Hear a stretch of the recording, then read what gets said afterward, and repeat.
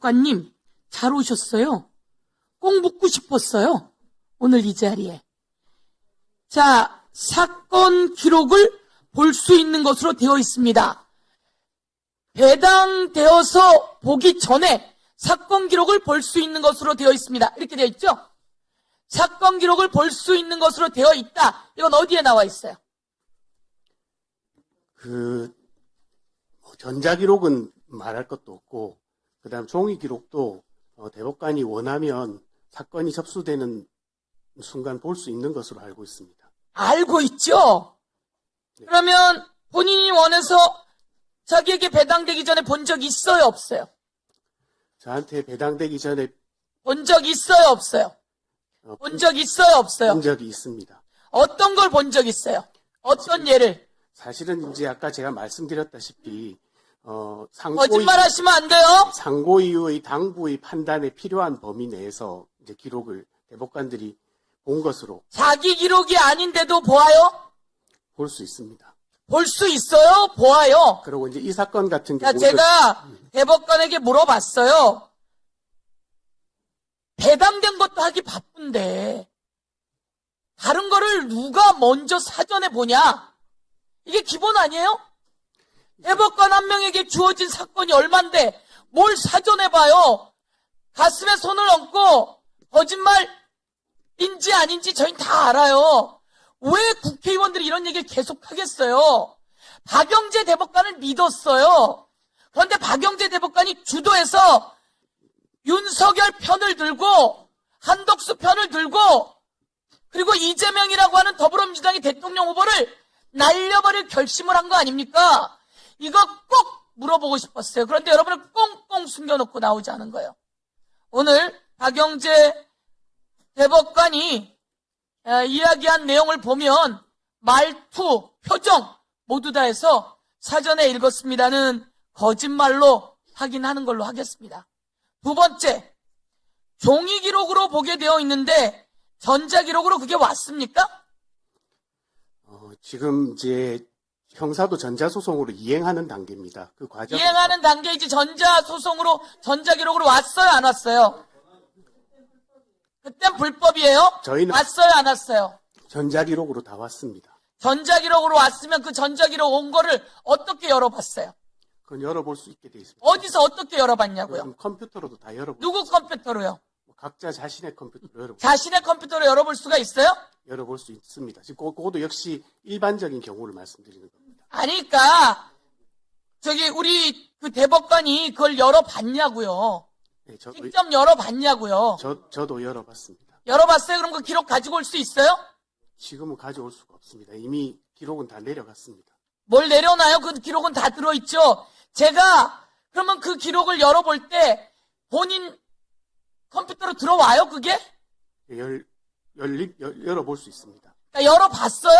저는 열어봤습니다. 위증인지 아닌지 확인합니다. 네, 열어봤습니다. 열어봤어요? 그러면 그거를 비서실에 있는 사람들 컴퓨터를 통해서 들어오는 겁니까? 제가 그 과정은 정확하게는 모릅니다. 그러니까 모르잖아요. 왜냐면 내가 확인을 했거든. 확인을 했는데 비서실에서 그걸 열어준 적이 없다는 거예요. 그리고 그건 들어오지 않고 그럼 그건 어떻게 들어오냐? 다른 방식으로 본다는 거예요. 그 일반적인 민사 전자소송 보는 거하고 비슷한 방식이라고 생각하시면 됩니다. 그 방에 민사 연구관이 있죠? 그렇지만 형사 연구관이 있어요, 없어요? 대법관으로 계실 때 그 방에 형사 연구관이 있어요, 없어요? 대법관실마다 전속 연구관이 2사람씩 있습니다. 전사 연구관이 2사람 있는데 형사예요, 민사예요? 민사, 형사, 행정 다 담당을 합니다. 형사는 어디에 있어요? 그 대법관실에 같이 있어요? 아니죠? 대법관실 같은 방을 쓰고 있습니다. 제가 들어가서 봤는데 가서 누가 이 자료를 줬느냐라고 물었더니 의원님 전 민사라서 모릅니다. 민사는 여기에 있습니다. 형사는 여기에 있지 않습니다라고 얘기하는 걸 우리가 대법관실에 가서 다 물어봤는데 왜 거짓말을 하세요? 그렇지 않습니다. 아마 연구관이 아니라 주무관의 경우에는 연구관을 만났는데 무슨 소리를 하는 거예요? 연구관은 민사, 형사, 전속 연구관은 민사, 형사, 행정. 자, 종이 기록으로만 보게 되어 있는데 종이 기록으로 봤어요? 전자소송 기록으로 봤어요? 봤어요? 안 봤어요? 그 내용을 7만 페이지 봤어요? 안 봤어요? 자, 위증인지 아닌지 다시 묻습니다. 제- 7만 페이지 봤어요? 예, 의원님, 제가 사실은 아까 그 비슷한 질문을 받고 답변을 드린 게 있습니다. 상고 이후에 당부에 필요한 범위 내에서 기록을 봤다고 말씀드렸습니다. 자, 그러면 여러분은 대한민국의 대선 후보인 이재명 후보예요. 그렇죠? 그리고 2심에서 요목조목 다 무죄 났어요. 그래요, 안 그래요? 그 내용이 유죄로 파기환송될 내용이에요? 박영재 대법관 그 내용이 유죄로 판결될 내용이에요? 저희가 수도 없이 거쳐봤지만 박영재 대법관은 역사에 오류를 남긴 거예요. 그리고 그 자료를 소송 기록을 누가 읽으라고 했어요? 읽으라고 명이 떨어지기 전에 못 읽잖아요. 제가 다른 대법관에게 물었어요. 그랬더니 조희대 대법원장이 읽으라고 했다고 하는 이야기를 저희가 현장에서 들었어요. 그런데 지금 말은 읽을 수 있게 되어 있습니다. 이렇게 이야기하시잖아요. 그렇지 않다고 하는 거 아닙니까? 허락을 해줘야 읽는 거 아닙니까? 그러면 남의 기록 다 볼 수 있어요? 예, 대법관은 일단 사건이 접수되면 기록을 열람할 수 있습니다. 그래서 열람할 수 있는데 열람을 스스로 가서 눌러서 열었어요? 박영재 대법관이 그걸 스스로 열람해서 열 수 있는 그런 상황이에요? 아니면 비서실이 해줘요? 물론 제가 직접 전자기록은 직접 눌러서 열어서 볼 수 있고요. 기록은 제가 가져와서 볼 수가 있습니다. 그러니까 전자기록을 직접 눌러서 열어서 봤다 이거예요? 열어서 받고 열어서 볼 수가 있게 돼 있습니다. 열어서 봤다 이거예요? 제가 다시 말씀드리지만 여기서 더 말씀드리는 건 구체적인 내용은 구체적인 내용을 해야 더 이상 이야기 안 하고 끝날 거 아닙니까? 여러분 재판할 때 구체적인 내용 내놓으라고 하지 않습니까? 그거하고는 좀 재판할 때 적당히 듣고 끝냅니까? 지금 법률에 의하면 합의의 과정과 절차 내용은 공개하지 않도록 되어 있습니다. 대한민국이 합의를 이틀 만에 했다는 걸 다 봤는데 이틀 만에 찬반 투표를 했다는 걸 다 들었는데 그걸 어떻게 공개를 안 해요? 대한민국 사람이 누가 그걸 믿겠습니까? 지금 이제 말씀드리자면 이 사건은 전압 심리기일이 정해지기 전에 사건 접수와 동시에 판결에도 나와 있습니다. 접수와 동시에 빠른 시간 내에 대법관들이 1심, 2심 판결문과 상고 이유서 접수되자마자 상고 이유서 다 검토를 하고 그러니까 있습니다. 여러분이 잘못한 거죠. 그러니까 여러분이 오버한 거죠. 여러분이 절차를 지키지 않은 거잖아요. 다른 때도 그렇게 해요? 실제로 예전에 국정농단 사건 그리고 이제 원세훈 사건의 경우에는 접수하자마자 전 대법관이 전원합의 심리를 전제로 기록을 본 것으로 알고 있습니다. 그렇게 알고 있는 거고 이건 대선을 앞두고 있는 거 아니에요? 예, 대선을 앞두고 있는 거고 2심에서 다 무죄 나온 거 아니에요? 원세사건 다 주식 재판부와 소부에서 논의했잖아요. 하다가 전원합의체 심의 해부했잖아요. 왜 거짓말하시는 거예요? 의심합니까? 잘못했어요, 작년에. 저희가 가지고 있는 자료에 기초해 보면 이 사건과 같은 방식으로 심리된 것이 그러한 사건들이 있다고 알고 그 있습니다. 사건은 그렇지 않다고 지금 이야기하시잖아요. 회사 전화합의체 나갔잖아요. 거짓말 마세요. 대법관을 믿고 따르려면 국민의 생명을 맡기는 건데 당신들은 그렇게 거짓말하시고 그렇게 남의 목숨을 그렇게 함부로 날리시고 대한민국의 더불어민주당의 대선 후보를 날릴 작정을 했던 거 아닙니까? 거기서 여러분이 작당을 하고 모의를 했던 거 아닙니까? 그런데 이것을 법원행정처장으로 다시 와서 이렇게 하시면 반성하고 그리고 온 세상에 공개해야 되는 거 아닙니까? 그게 아무리 돌아봐도 맞는 일입니까? 맞지 않잖아요. 맞지 않다고 이야기하셔야 정의로운 거 아닙니까? 실망입니다. 감사합니다. 네, 김용민 의원님 발언해 주십시오.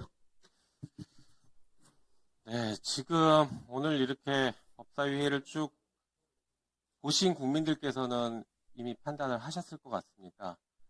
지금 법원 행정처장이 오늘 이 자리에 왜 와 있는지 도저히 모르겠다. 그리고 답변 태도나 이 현재의 상황을 인식하는 그 인식 수준이 국민의 눈높이에는 전혀 맞지 않는다라고 생각합니다. 그래서 오늘의 결론은 저희는 이 법사위는 적어도 박영재 법원 행정처장을 인정할 수 없다라고 볼 것입니다. 조희대 대법원장은 신속하게 인사 다시 하시기 바랍니다. 이거 지금 국회와 한번 싸우자고 하는 겁니까? 법사위와 싸우자고 하는 겁니까? 어떻게 이런 인사를 하고 한마디 사과가 없습니까? 위원장님, 여기에 대해서는 우린 단호한 조치를 취해야 되고 단호한 입장을 취해야 된다고 생각합니다. 그리고 국민의힘 의원들 질타 안 할 수가 없습니다. 지금 법원 하루 종일 법원 방탄하고 이제 나가버렸지 않습니까? 이분들 도대체 무슨 얘기를 하고 있었습니까? 법원을 계속 옹호만 하고 있습니다. 국민의 눈높이에 맞지 않고 국민 주권을 침해하려고 했던 그 중차대한 사건에 대해서 법원의 판결에 대해서 왈가왈부하지 마라 라는 형식적인 논리, 해괴망측한 논리로 계속 퉁치고 넘어가려고 합니다. 이런 식으로 시간 끌고 넘어가려고 하는 것, 그 저희가 무엇인가 생각 안 할 수가 없습니다. 지금 법원에서 국민의힘 이쪽에서 배출한 대통령과 국무위원들, 그리고 이쪽에서 배출한 국회의원들 싹 다 재판받고 있지 않습니까? 내란이 인정되고 내란이 확정되면 내란 정당 해산될 테니까 지금 겁먹어서 법원 앞에 바짝 엎드린 거 아닙니까? 법원 행정처장 우리 잘 봐주세요. 지금 이러고 있는 거 아닙니까? 이게 법사위가 지금 그런 장이 돼버렸습니다. 국민들께 너무 부끄럽습니다. 지난 5월 1일 전원합의체 판결은 대통령 바꿔치기 시도입니다. 조이대에 의한 국민주권 침해라고 우리가 계속 주장했지만 실제 그 작전에 국민의힘이 조응했지 않습니까? 자기들이 뽑은 대통령 후보 김문수를 갑자기 한덕수로 교체하겠답니다. 느닷없이. 그것이 바로 대통령 바꿔치기 하려고 했던 그 작전 같이 모의하고 실행했던 거 아닌가요? 국민들은 그걸 의심하고 있습니다. 그 의심했던 그 상황에 지금 핵심 주범이 지금 법원 행정처장이에요. 그럼 이 자리에 왔으면 적어도 오늘 거기에 대해서 해명을 해야죠. 해명 안 할 거면 왜 합니까? 저는 그래서 이 문제는 우리가 더 심각하게 바라봐야 될 것 같고 법원 행정처장으로 인정할 수 없다고 생각합니다. 네, 수고하셨습니다.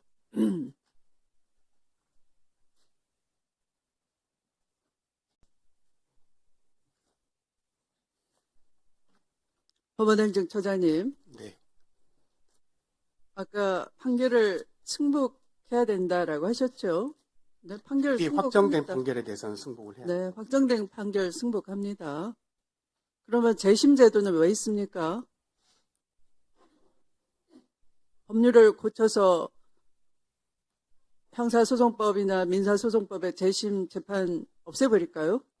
입법 발의해서 행정처장님의 말이 진리이시면 없애버릴까요? 해제해야 될까요? 그 재심 제도를. 재심은 그럼 왜 있습니까?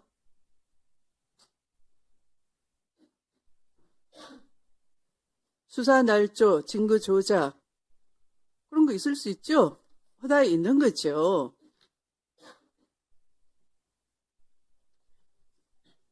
(2005년) 법원이 특히 공안 사건,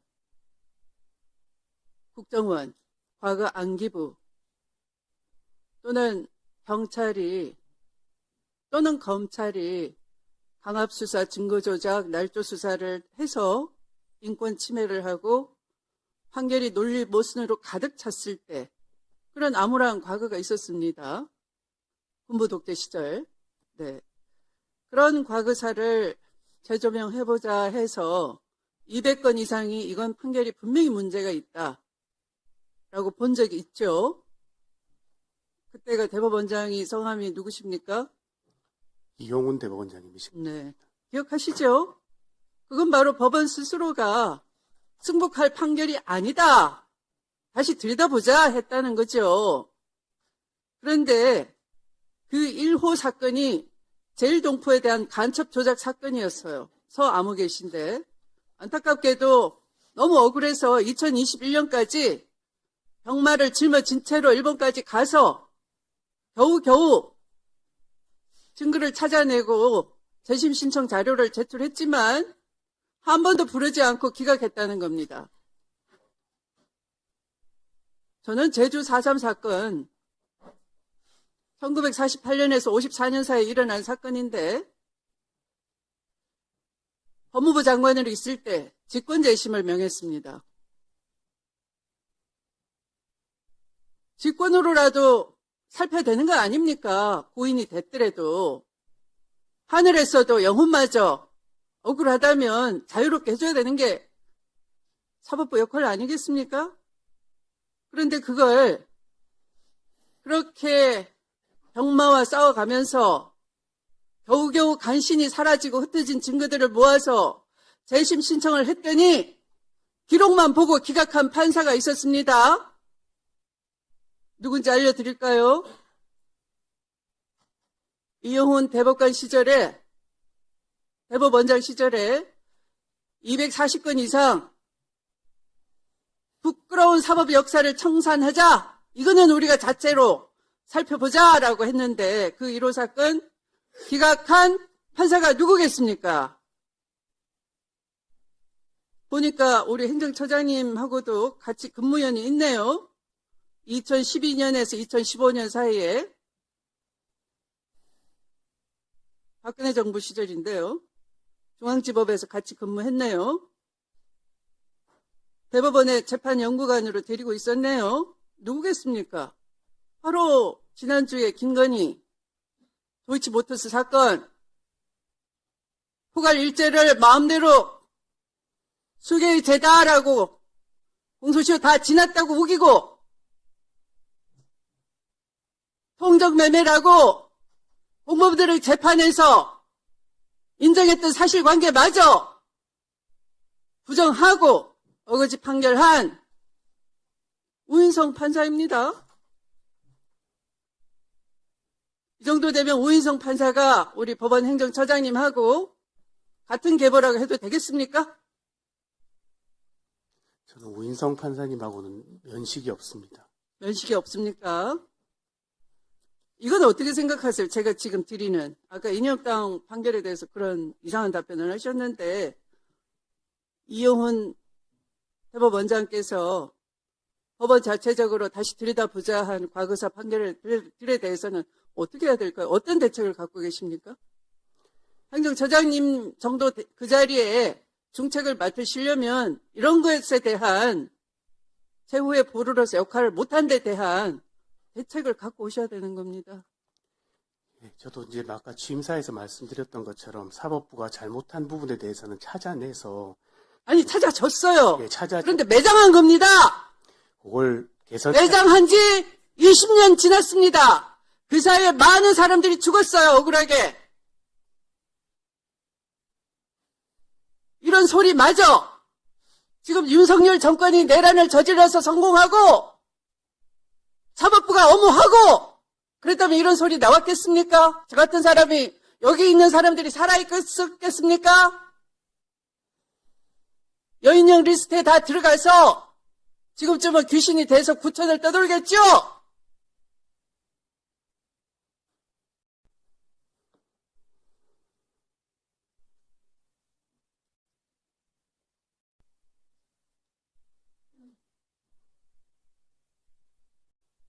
희대의 부조리라는 그런 말씀 듣고 아무 감정이 안 드십니까? 전혀 공감이 안 생기십니까? 창피하지 않으십니까? 무참하지 않으십니까? 말하는 저희들로서는 그런 말 하면서 이런 말까지 해야 되나? 그런 생각 안 들겠습니까? 붙인 말을 하고 싶겠습니까?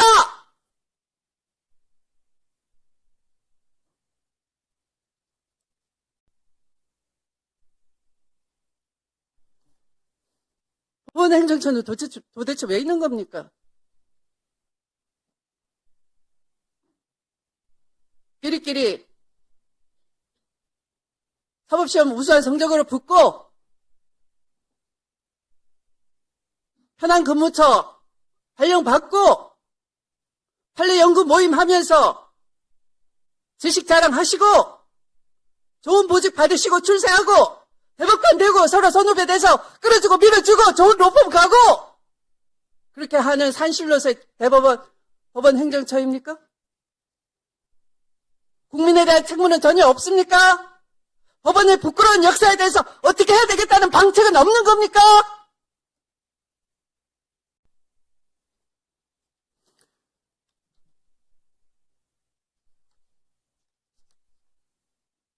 사법개혁을 촉구하면 사법부 독립을 침해한다는 아우성만 치면 되는 겁니까?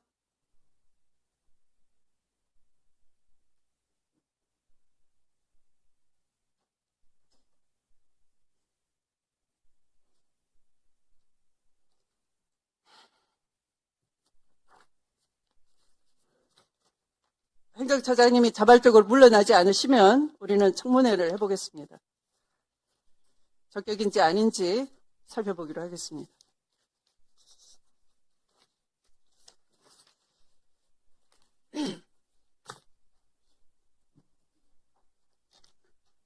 더 이상 토론하실 위원님이 안 계시면 토론을 종결토록 하겠습니다. 그렇게 할까요? 다음은 의결할 순서입니다만 국회법 제58조 제5항, 제66조 제3항 및 제79조 2 제3항에 따라 축조 심사 및 비용 축에서 생략 의결을 하도록 하겠습니다. 그러면 오늘 의결할 법안들에 대해 축조 심사 및 비용 축에서 제출을 생략하고자 하는데 이의 없으십니까?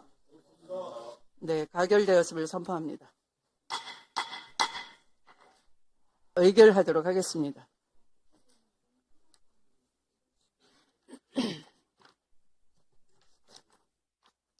먼저 의사일정 제3항 공탁법 일부 개정 법률안은 소위원회에서 심사 보고한 바와 같이 수정한 부분은 수정한 대로, 그 외의 부분은 원한 대로 의결하고자 하는데 이의 없으십니까? 네, 가결되었음을 선포합니다. 다음 의사일정 제4항부터 제9항까지 법률안은 소위원회에서 심사 보고한 바와 같이 각각 본회의에 부의하지 아니하고 이를 통합 조정한 의사일정 제10항 민법 일부 개정 법률안 대안을 제안하고자 하는데 이의가 없으십니까? 네, 가결되었음을 선포합니다.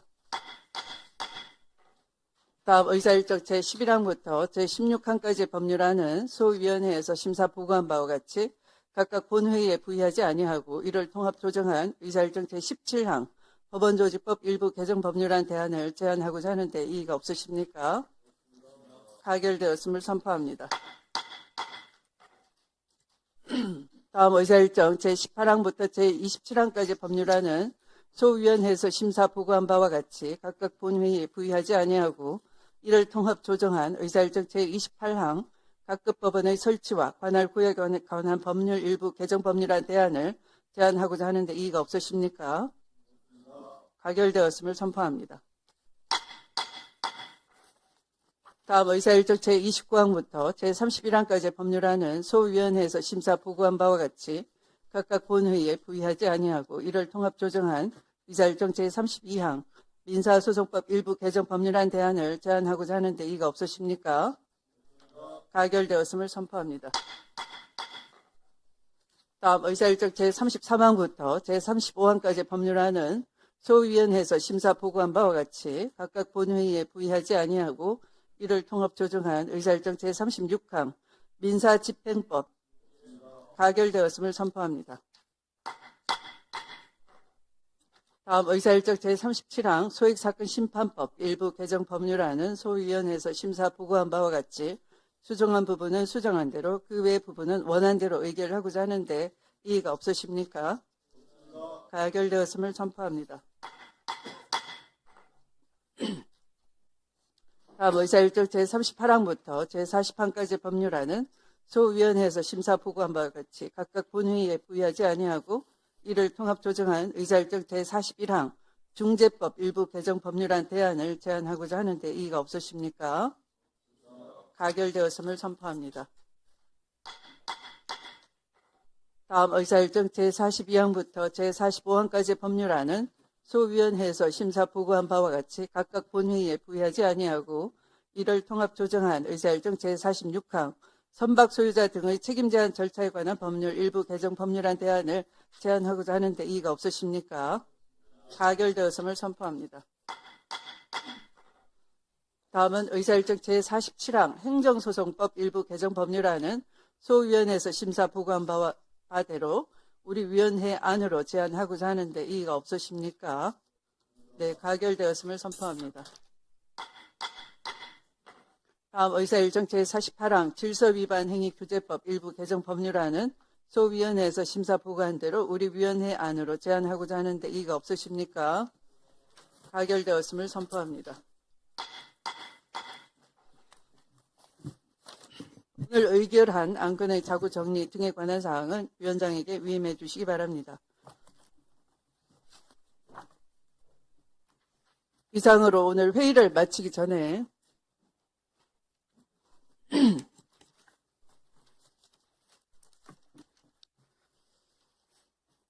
법원 행정처 인사를 다시 할 필요성을 제기한 김용민 의원님의 의견은 아마 다수 국민이 동의할 것입니다.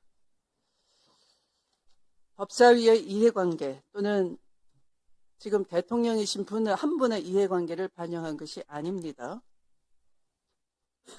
대통령 바꿔치기 시도였다라는 것에 대해서 아마 정치적 발언이다 이렇게 오해하실 수 있습니다. 역사를 한번 상기시켜 드리겠습니다. 우리는 1956년 1948년에서 8년이 지난 시점에 정권 교체를 할 뻔했었습니다. 아마 정권 교체의 전통이 있었으면 5.16 군사 쿠데타도 전두환 광주 5.18도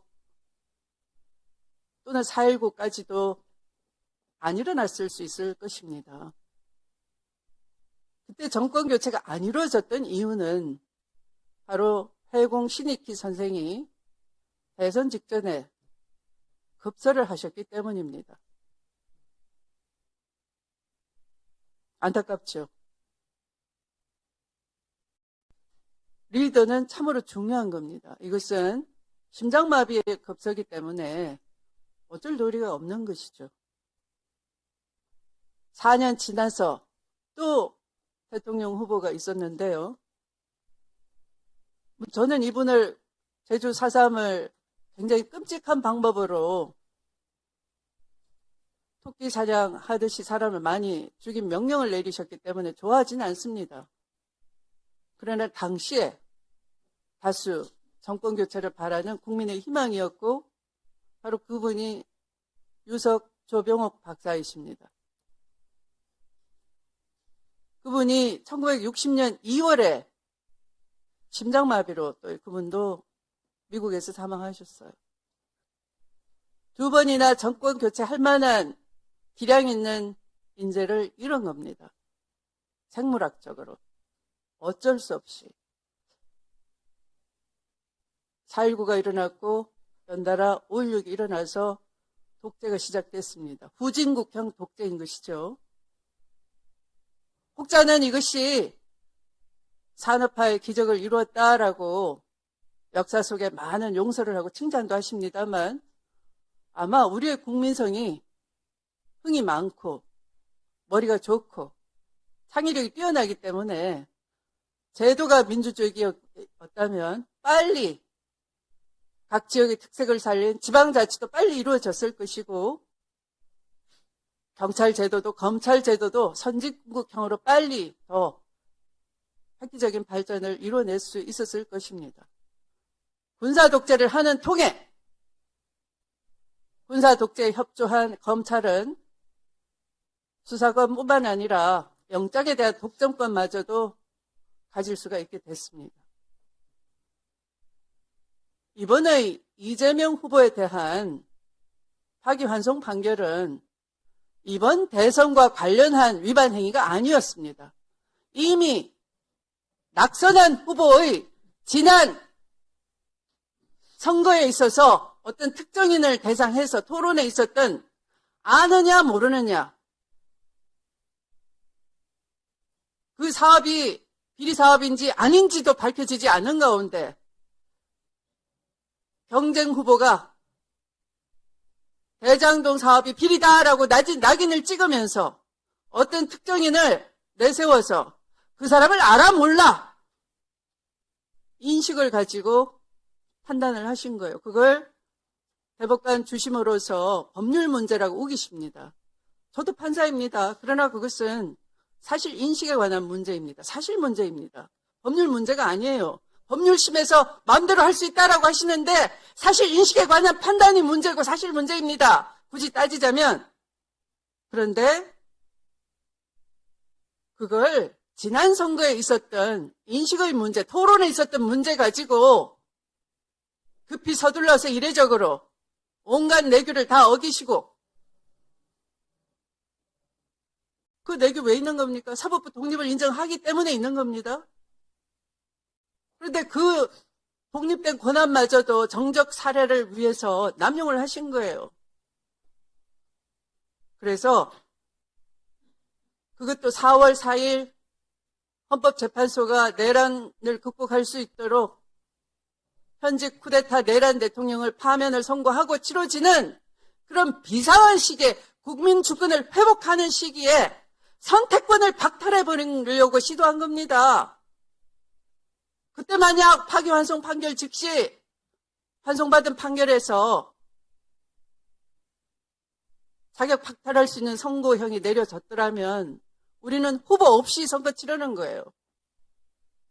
바로 이승만 독재가 가능했던 것처럼 내란범이 사실상은 상황 정치하면서 김문수가 됐던 한덕수가 됐던 꼭두각시 내세워가지고 독재로 갈 뻔했던 겁니다.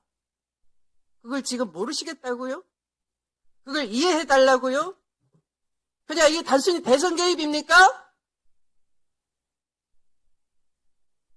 역사를 알려드리는 겁니다. 그래서 또 한 번의 신익희, 또 한 번의 조병옥처럼 이재명이 없는 선거였더라면 그냥 이재명 개인이 대통령 되고 말고 떠나서 우리는 극복할 수 없는 독재의 길로 쉽게 빠져드는 겁니다. 그래서 사법정의 회복은 이루어질 수 없는 거였어요. 아까 이용훈 대법원장님 말씀 드렸는데, 그럼 또 수백 건, 수천 건이 억울한 사건이 또 생기는 겁니다. 그걸 승복하라고 말씀하실 자격이 없으신 겁니다.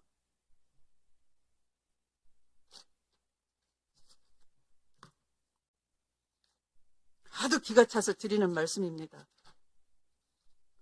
전혀 공감을 하시는 눈치가 아니셔서 어쩌면 저리도 눈치가 없나 하도 개의해서 마지막 잔소리를 좀 했습니다. 듣기 거북하셨겠지만 다시 한번 숙고해 보시기 바랍니다.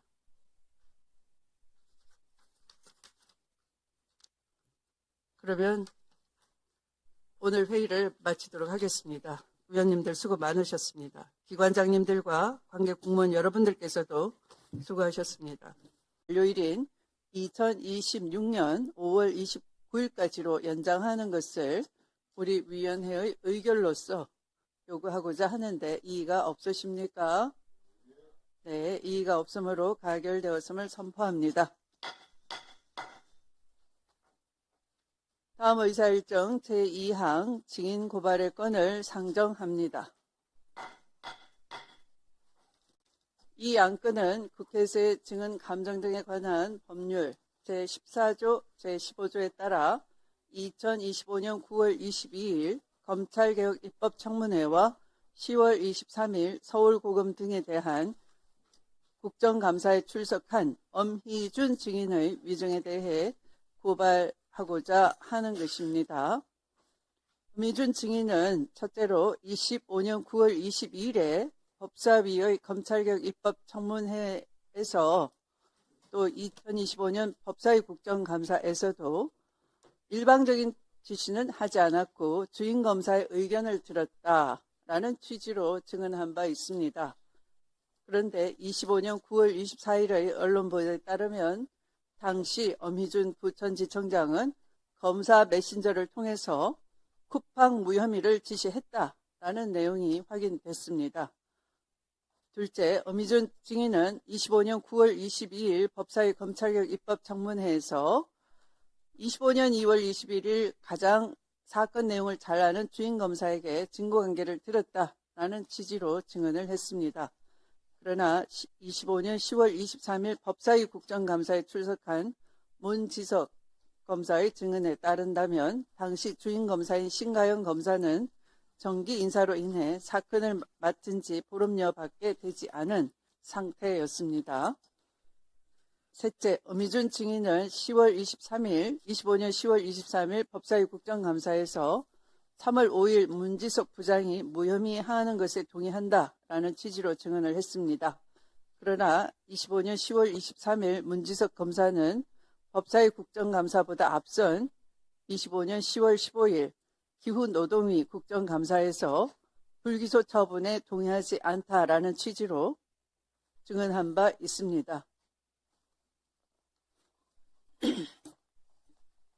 자세한 내용은 배부해드린 자료를 참고해 주시기 바랍니다.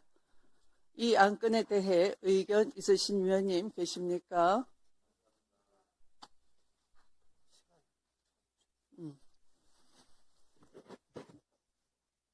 네, 신동욱 위원님 3분간 하겠습니다.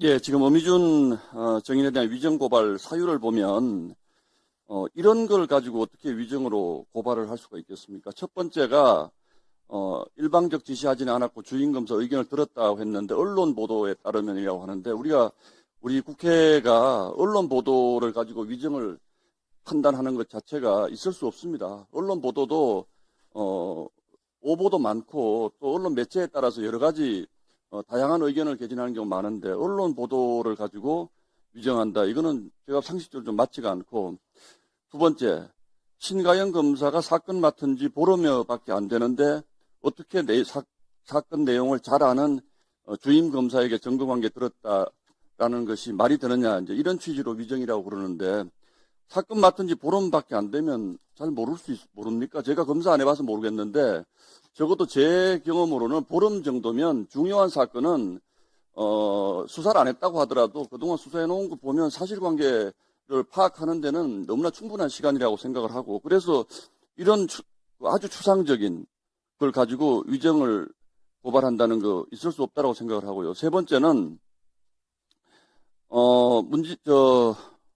엄희준 증인보다 먼저 나온 문지석 검사가 기후노동위 국정감사에서 동의하지 않았다라는 취지로 증언했는데 그 다음에 나온 엄희준 증인이 무혐의하는 것에 동의했다라는 취지로 증언했다고 그러는데 그런 문지석 검사와 엄희준 증인의 증언이 다른 것 아니겠습니까? 그런데 일방적으로 문지석 검사의 말은 맞고 엄희준 증인의 증언은 위정이다라고 하는 그런 단정적인 판단을 할 수가 있습니까? 그래서 결론적으로 이 세 가지 위정의 그 이유를 보면 단 하나도 위정을 했다라고 확실한 게 없습니다. 근데 어떻게 위정으로 저희가 고발을 합니까? 저는 절대 이런 식의 위정 판단은 우리 국회에서 해서는 안 된다고 생각합니다. 이상입니다. 네, 김용민 의원님. 네, 뭐 잘 아시는 것처럼 엄희준 검사가 이 국정감사랑 청문회에 와서 매우 뻔뻔하게 거짓말을 했고 그와 반대로 문지석 당시 부장검사는 법사위 그리고 그 기후환경노동위원회에서 정말 직을 걸고 용기 있게 진술을 했습니다. 그 진술의 답변 태도나 내용들 구체적인 정황들을 보면 누가 보더라도 거짓말을 누가 하고 있는지는 사실 국민들께서 판단이 끝났다고 생각합니다. 거기에 대해서 그렇게 말씀하시니까 한두 가지 좀 반박을 좀 해드리자면 첫 번째 내용이 그 신가영 주임검사에게 무혐의 지시했다라는 것이 언론 보도 하나만 가지고 어떻게 무혐의 지시했다 안 했다를 판단할 수 있냐라고 하셨는데 당시 문지석 검사의 증언도 있었습니다. 그때 제가 질의했던 것으로 기억하는데 내부 메신저에 여러 가지 사건에 대해서 사건명과 결론들이 나온 그런 내용들이 있었죠. 그 중에 하나가 쿠팡 무혐의였습니다. 그래서 그 신가영 검사가 지시받았다라고 하면서 주고받았던 그 메신저 내용에 여러 가지들이 다 그 지시받은 내용대로 다 결론이 났습니다. 그래서 이 쿠팡 무혐의도 지시받은 것으로 사실상 확인이 되고 정황상 분명해 보이고 문지석 검사 역시 그와 같은 취지로 얘기를 하고 있기 때문에 이것은 충분히 위증으로 우리가 처벌할 수 있는 고발할 수 있다라고 봅니다. 그리고 그 사건 맡은 지 얼마 안 됐다라는 그 관련해서는 사실 이 사건에서 원래 주인 검사가 다른 데로 지금 발령받아서 갔죠. 그리고 신가영 검사는 새로 인사 발령받아서 왔는데 기록 자체가 6, 7건으로 굉장히 두껍습니다. 이거 다 증언에 나왔던 얘기입니다. 굉장히 방대한 양의 기록을 다른 사건도 다 있는데 보름 만에 이 사람이 보고 가장 잘하는 사람이다 라고 평가할 수 없고 오히려 그 당시에는 문지석 검사가 제일 잘 알고 있었죠. 이 사건을 부장검사로서 계속 다루고 있었기 때문에 그래서 이제 그 부분이 허위로 저희가 판단할 수 있다는 부분이고 마지막 부분은 이거 너무 명백하지 않습니까? 문지석 부장이 무혐의하는 것에 대해서 동의했다라고 허위로 증언을 하고 문지석 검사는 거기에 대해서 난 동의한 적 없다. 그리고 이 자리에서까지 계속 동의하지 않았다고 끝까지 지금 나와서 다투고 있는 것이 그 진정성, 그 신빙성 이런 것들을 보면 어미준이 거짓말하는 것이 명백하다고 보입니다. 그래서 이것은 저희가 고발을 하고 그러면 이게 수사가 진행되면 수사기관에서 그 혐의 유무에 대해서 명확하게 판단할 수 있을 거라고 생각됩니다. 이것은 사실 우리 국회에 특히 법사위에 건의와도 문제가 됩니다. 이 법사위에서 나와서 함부로 위증하면 된다라는 그런 선례를 절대 남겨서는 안 되기 때문에 고발을 해야 된다고 생각합니다. 네, 나경원 의원님. 사건은 우리 의원님들 잘 아시다시피 쿠팡 그 퇴직 근로자에 대한 퇴직금에 관한 무혐의 처분부터 시작하는 겁니다. 이 무혐의 처분은 어미준 검사가 있는 부천지청에서만 이루어진 것이 아니라 다른 청에서도 무혐의 처분을 했습니다. 그런데 왜 어미준 검사만 문제를 삼느냐? 이거는 결국 이재명 대통령 사건 수사한 수사검사에 대한 보복 아닌가 하는 의심을 들게 하는 것입니다. 또 하나 문제는 이 쿠팡 노조 문제를 이 쿠팡 죽이게 하는 것 중에 하나가 쿠팡이 이번에 뭐 정보를 유출하고 침해된 부분에 있어서 그 책임을 묻는 것에 대해서는 저도 100% 동의합니다만 이 새벽 배송 금지부터 시작해서 실질적으로 쿠팡 죽이기를 통한 이것이 민노총의 비위 맞추기 아니냐 이런 의심 또한 듭니다. 또 세 번째는 이러한 결과가 결국은 한미 간에 굉장히 불편함을 초래할 수 있다는 부분에 대한 걱정도 말씀드립니다. 지금 증인을 고발하겠다는 이유는 사실은 두 사람의 증언 중에서 누구를 믿느냐의 문제인데요. 결국 문지석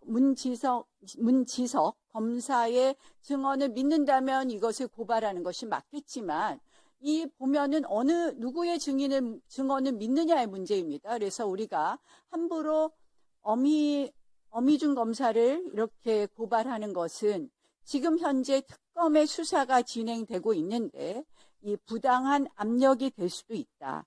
그리고 아까 말씀드린 것처럼 이 쿠팡 노조의 문제가 시작된 것은 실질적으로 민노총에서 쿠팡 노조가 탈퇴한 이후부터 시작이 되었습니다. 그래서 사실 지난 작년에 민주당은 새벽 배송 금지로까지 확대하다가 여론이 나빠지니까 이것을 걷어들였습니다. 결국 이런 어떻게 보면 과도한 쿠팡 때려잡기가 최근에 김민석 총리가 미국을 방문했을 때 벤스 부통령의 우려에도 보이는 것입니다. 저희가 잘못된 부분에 있어서는 쿠팡을 질책해야 되겠지만 이러한 과도한 때려잡기로 인해서 실질적으로 한미 간의 이 관세에 있어서도 악영향을 줬다면 매우 조심스럽게 우리 법사위에서 접근해야 된다고 생각을 합니다. 그래서 이 팩트 부분을 먼저 봤을 때부터 시작해서 이 사건을 우리가 고발하고 과도하게 여기에 집착했을 때 결국은 우리 관세 문제에 있어서도 악영향을 미친다는 부분을 분명히 드립니다. 특히 김민석 총리가 오늘 해명 자료라고 냈는데 벤스 부통령이 정중하게 얘기했다고 하는데요. 이러니까 외교가 걱정이 됩니다. 미국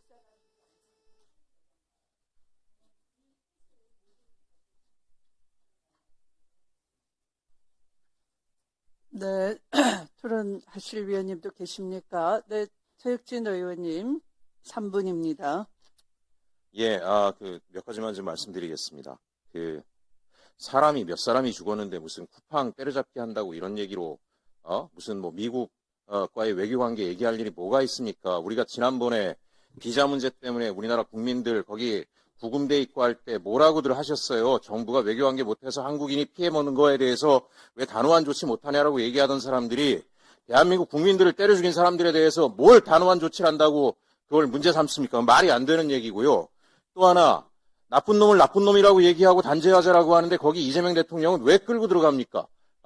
그 끌고 들어갈 일이 아니고요. 그 다음에 또 하나 여기 보면은 쿠팡의 수사 외압인데 외압이라는 건 누가 하는 겁니까? 윗사람이 아랫사람 찍어 눌러가지고 하는 게 외압이에요. 아랫사람이 윗사람을 어떻게 찍어 눌러가지고 외압을 합니까? 그러니까 기본적으로 외압이 있었기 때문에 그거에 대한 수사를 하고 조사를 하고 명명백백하게 밝혀내자라고 하는 것이기 때문에 저는 어쨌든지 간에 이 부분에 대해서 좀 간단하게 정치적으로 이것들을 꽈서 접근하지 않으셨으면 좋겠다는 말씀 좀 드리고 싶고요. 또 하나, 어미준 관련돼서 이 사건은 어미준 하나의 사건이 아니에요. 지금 대한민국에서 국민들이 계속 그 갈등을 하고 극단적인 선택을 하고 하는 것들이 뭐겠습니까? 대한민국 사회에서 힘이 없고 백이 없고 권력이 없으면 항상 억울한 일을 당하기 때문에 사람들이 거기에 대해서 절망하고 분노하고 자살하고 하는 거 아니겠습니까? 지금 쿠팡 관련된 경우에도 대기업하고 싸우면 노동자가 지는 거고 비정규직이 지는 거고 계약직이 지는 거고 이런 일들이 반복적으로 돼 있는데 정치권이 여기에 대해서 명확하게 해결을 안 해주고 걸핏하면 애매모호한 태도를 하고 가진 자의 편을 들고 권력을 가진 자의 편을 들고 검사 같은 사정기관들이 덮어주고 무혐의 처리해주고 이런 일들이 반복되기 때문에 국민들이 분노하고 있는 거 아닙니까? 그러니까 이 문제에 관련해서는 엄단하고 제가 검찰 쪽에 물어보니까 어미준 검사는 거의 인간 백정 수준이라고 누가 얘기를 하시더라고요. 예? 있는 놈들 편에 들어가지고 서민들, 노동자들 괴롭히는데 앞장서는 그런 검사인데 이거에 대해서는 여야가 지금 한뜻으로 모아서 단호하게 처단하는 그런 모습을 대한민국 국회가 좀 보여줬으면 좋겠습니다. 이 문제에 대해서 더 이상 이상한 얘기 하지 마시고 저는 국회 위증 사건으로 존경하는 위원장님 고발을 하셔가지고요. 검찰개혁의 한 선제적 조치로 단호한 모습들을 좀 국회가 보여주는 것을 이 자리에서 여야가 함께 결의해 주실 것을 간곡히 부탁드립니다. 이상입니다. 네, 또 토론하실 위원님 계십니까? 네, 송석준 위원님.